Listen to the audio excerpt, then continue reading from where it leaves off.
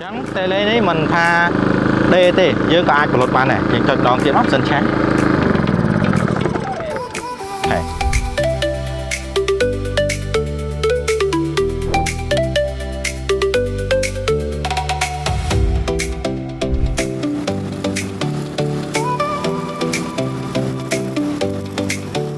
bạn sự đây mong đó này hơi theo phong đáคือយើងធ្វើការណែនាំអំពីប្រភេទម៉ាស៊ីនភ្លើង Magnetic ពី model ថ្មីបន្ថែមដែល model ទី1នេះគឺជា model NCGI 4200 SEWR ដែលຂនាតនេះគឺវាអាចធ្វើការ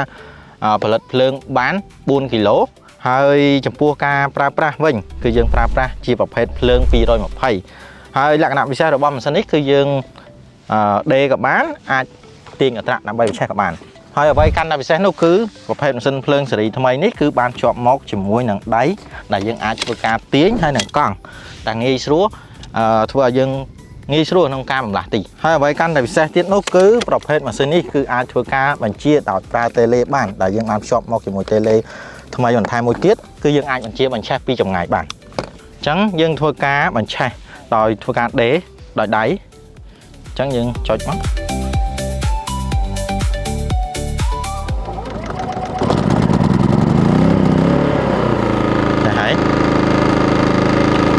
ហើយពោះការផលិតគឺយើងកាច់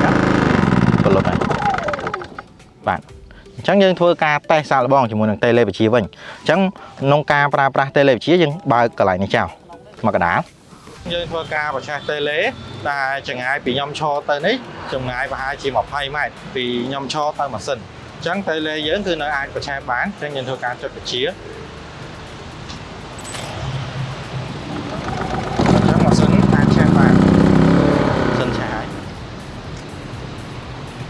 យើងបញ្ជាបញ្ឆេះឥឡូវយើងបញ្ជាបលត់វិញ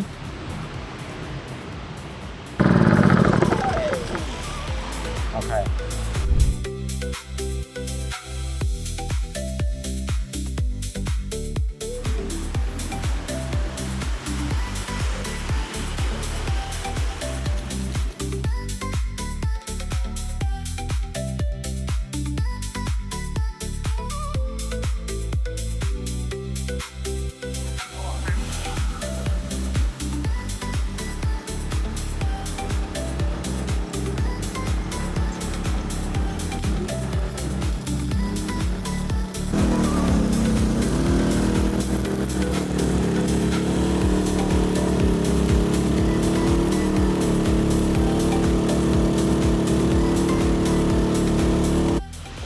សម្រាប់ការបញ្ជាដោយតេឡេគឺយើងមិនប្រកាសថា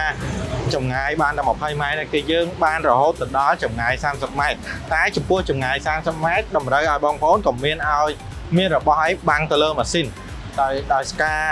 បញ្ជាវាត្រូវការស្រូបអញ្ចឹងបើមានរបស់ឲ្យបានក៏វាអាចបញ្ជាបញ្ឆេះបានដែរតែផលនេះក៏ថិចយើងក៏មានបន្ថែមទៅលើការធានារយៈពេល6ខែនិង1ឆ្នាំទៅលើគ្រឿងបន្លាស់ទៅតាមប្រភេទផលិតផលនីមួយៗនិងមានការធានារយៈពេល3ឆ្នាំទៅលើសេវាកម្មជួសជុលជាពិសេសយើងមានដៃគូជួសជុលទូទាំង25ខេត្តក្រុង